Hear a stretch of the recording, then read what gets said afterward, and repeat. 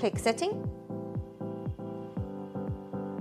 Roll down and find Display. Choose brightness level and control it with this bar. You can also use the time control, that is set day and night time and brightness.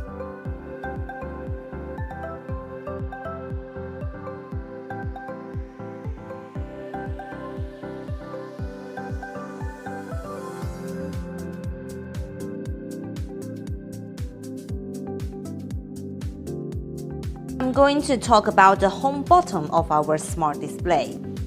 This is the main interface, and this is the home button. You can drag it and tap to unfold it. Here are the functional keys. Go back to the previous page. Go back to the main interface. Turning volume up and down. And this is using the Google Voice Assistant. Let me show you how they works.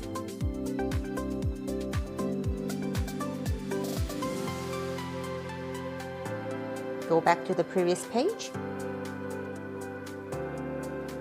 and go back to the main interface. And this is how you control the volume. You can touch here to turn it down or just control it with this bar. This is activate the Google Voice Assistant. How's the weather in Los Angeles? In